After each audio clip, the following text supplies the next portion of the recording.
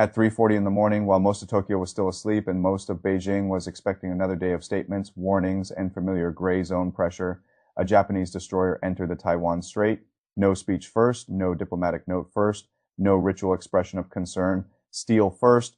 A Japanese warship moving south through one of the most politically explosive waterways on Earth under Chinese radar inside a corridor of Beijing has spent years trying to treat as a space of psychological ownership. And the timing made the picture even sharper. Just 48 hours earlier, Russian warships had arrived in China for a highly publicized naval visit. Moscow and Beijing wanted the region to absorb a very specific image: two militaries, two revisionist powers, one widening front of pressure around Japan, Taiwan, and the wider Pacific. Then Japan answered with a destroyer. That is the image to hold in your head dark water before dawn. A narrow channel, Chinese operators watching every movement, radio warnings coming in. A Japanese ship not turning around, because the real story is not that one ship crossed one strait. The real story is that Japan has started answering Chinese pressure as a system, not as a series of separate incidents. That is the shift, and that is why this matters far beyond one transit for years. China has relied on a method that is much more effective than people realize when they only look for tanks, missiles, or invasions. The method is not always open war. The method is accumulated pressure. You send Coast Guard ships into disputed waters again and again. You use maritime militia that look civilian until they are not. You rehearse blockades. You squeeze airspace. You make neighbors wake up each morning asking not how to win, but how to avoid being the next target of a manufactured incident. That is how coercion becomes structure. You do something abnormal often enough that the abnormal begins to feel routine. Routine becomes expectation. Expectation becomes the outer edge of what everyone else is willing to tolerate. And once you reach that stage, you do not need to fire the first shot to start changing the map. You change behavior first. The map follows after. That is the game China has been trying to play around Taiwan, around the Senkakus, and across the first island chain. Japan just interrupted that game in public.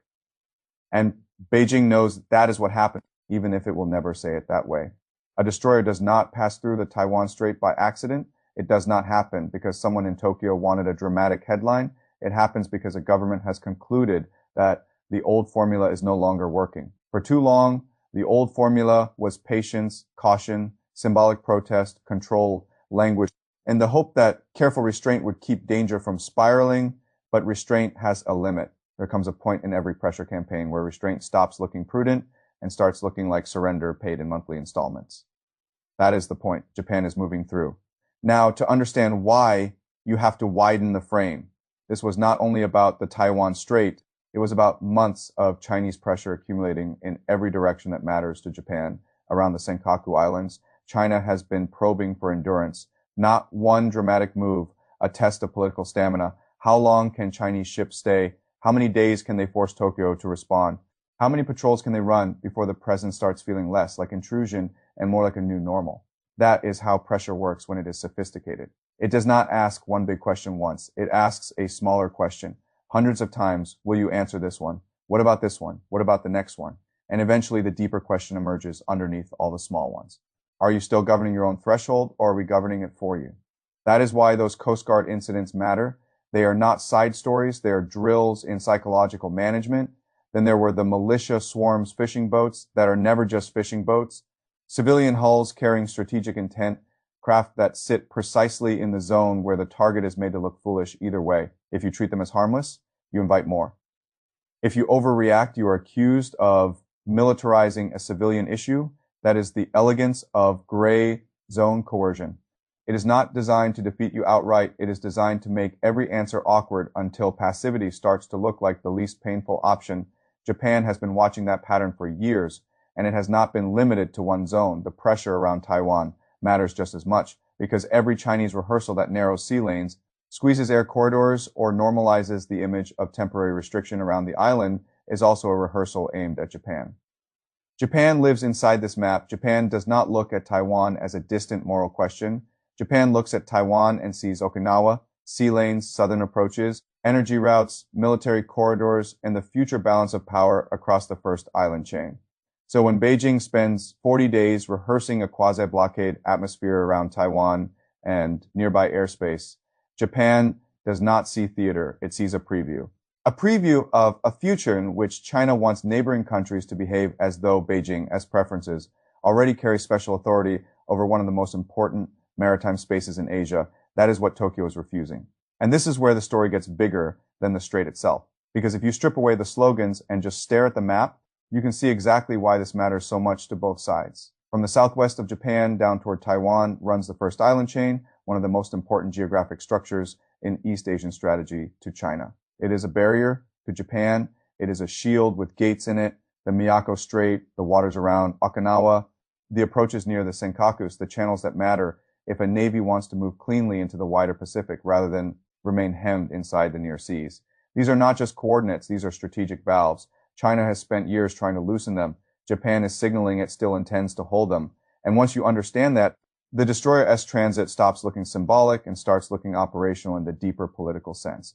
It says, we understand the board, we understand what repeated Chinese pressure is trying to produce. We understand that if we keep answering each episode separately, we will eventually lose the larger pattern without ever admitting we lost it. So Tokyo answered the pattern itself. That is why the Russian timing mattered too. Those Russian warships visiting China were not just ships in a harbor. They were a message staged for the cameras. Moscow and Beijing wanted to project an image of growing partnership, widening strategic depth, and a region slowly learning to adapt to a combined pressure environment. Japan replied almost immediately with a message of its own, not a paragraph, not a condemnation, a hull, a course, a transit. That was Tokyo's way of saying the Pacific is not an enclosed theater where China and Russia get to define psychological reality while everybody else adjusts. And that matters for a second reason. Japan's northern problem with Russia never went away. The unresolved territorial issue, Russian military activity, the long shadow of the Kurils, Pacific Fleet movement, the sense that Tokyo has to think in two directions at once. China as the dominant strategic challenge, Russia as the constant northern pressure source. That kind of environment changes how a country reads risk. If pressure is building from more than one angle, symbolic hesitation in one theater can invite greater confidence in another. So yes, the destroyer passed through the Taiwan Strait, but the audience was larger than China. Moscow was watching too. And so is every government in Asia trying to judge whether the region is moving into an era where Chinese pressure simply accumulates unopposed, or into an era where that pressure starts meeting visible resistance from countries with real weight. Now, let me use a framework here because I think it explains the deeper transition better than the usual headlines do. Call it the pressure threshold.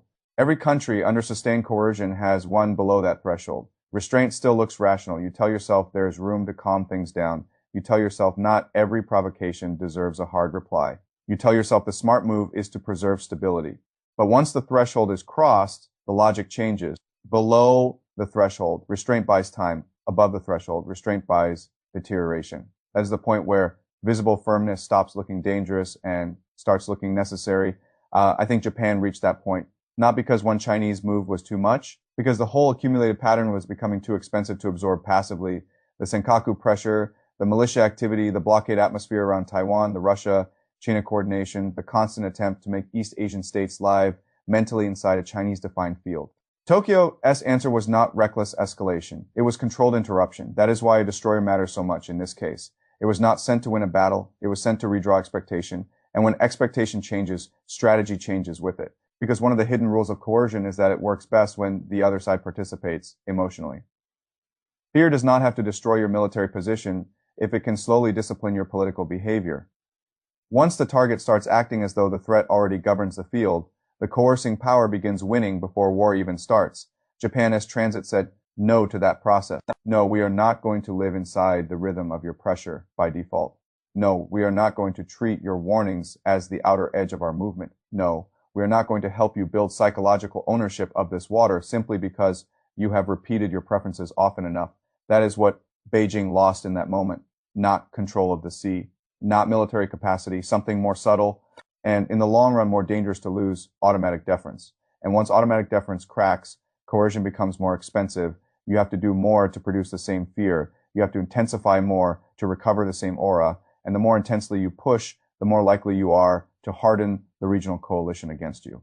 That is the trap. China is approaching because Beijing now faces a bad choice tree. If it does not respond forcefully enough, the region notices that its intimidation has limits. It notices that a Japanese warship crossed the strait. China protested, but the sky did not fall. It notices that pressure can be answered. It notices that the psychological center of gravity is not fully Beijing, after all.